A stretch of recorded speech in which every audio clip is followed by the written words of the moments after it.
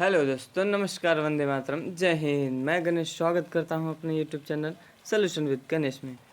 दोस्तों, आज की क्लास में हम लोग पर्यावरण यानी एनवायरनमेंट को पढ़ने वाले हैं और यहाँ से आपको 5 नंबर पक्के करने होंगे, क्योंकि आप यहाँ से जितना भी आप यहाँ पढ़ेंगे वहाँ से 5 नंबर आपको मिलने वाले हैं। ठीक है, तो दोस्तों, यह भारत सीरीज अपना चल रहा है एनवायरनमेंट का, 10 दिन तक चलेगा, जिसमें 10 टॉपिक कवर होने वाले हैं। ठीक है, तो आइए अपने क्लास की ओर बढ़ते हैं। पर्यावरण में सबसे पहले हम लोग देखेंगे जैवीय घटक। तो जैविक घटक जो होते हैं वो क्या होते हैं? यह सजीव होते हैं, जैसे उदाहरण है वनस्पति, जीव जंतु या अपघटक। ठीक है, वनस्पति, जीव जंतु या फिर अपघटक। अजैविक घटक क्या होते हैं? तो अजैविक घटक जो होते हैं यह निर्जीव होते हैं, उदाहरण के लिए वायु, जल, सूर्य तथा मृदा। ठीक है, इसके बाद इकोलॉजी शब्द का सर्वप्रथम प्रयोग अर्नेस्ट हेकल ने किया था। कौन से शब्द का? तो इकोलॉजी शब्द का सर्वप्रथम प्रयोग अर्नेस्ट हेकल ने किया था। इकोसिस्टम का सर्वप्रथम प्रयोग टेंसले ने किया था। ये सब एग्जाम में पूछे जाते हैं, इसलिए आप इसको याद रखेंगे।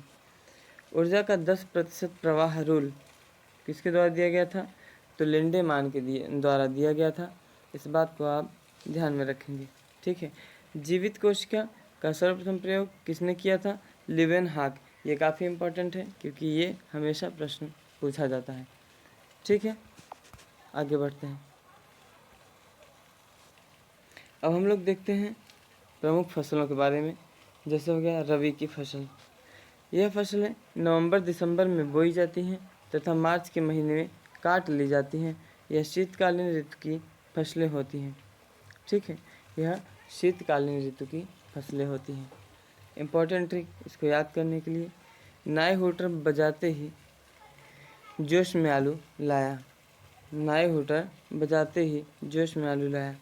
तो नाई यानी चना हो गया, और ई से आपका राई हो गया, और हु से आपका गेहूँ हो गया।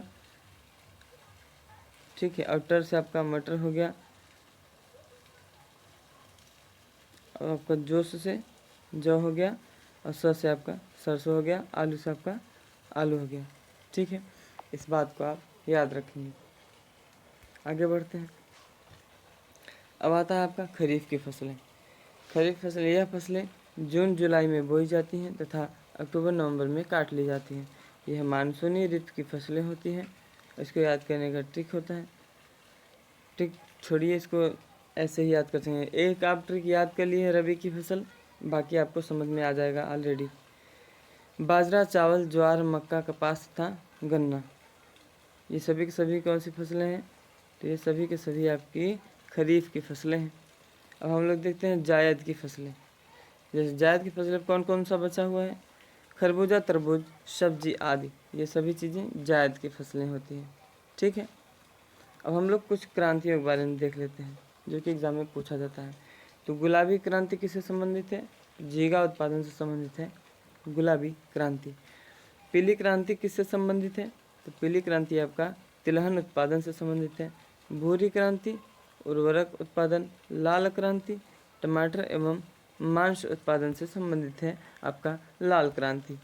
ठीक है, फिर देखते हैं हम लोग नीली क्रांति। नीली क्रांति मछली उत्पादन से संबंधित है।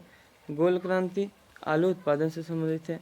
हरित क्रांति आपका गेहूं उत्पादन से संबंधित है। ठीक है, उम्मीद करता हूँ साथी आप लोगों को समझ में आ रहा होगा और आप लोग अपनी तैयारी अच्छे से कर रहे होंगे। हरा सोना, हरा सोना किसे कहते हैं? तो बांस को कहते हैं। सुनहरी रेशा किसे कहते हैं? जूट को कहते हैं। सफ़ेद सोना कपास को, काला सोना कोयला को। ये सभी आप लोग याद रखेंगे, ज़्यादा बेहतर होगा, क्योंकि इसमें से बहुत सारे प्रश्न एग्जाम में बनते हैं। जैव विविधता, जैव विविधता के जनक किसे कहा जाता है? तो विल्सन को कहा जाता है जैव विविधता के जनक, बायोडाइवर्सिटी।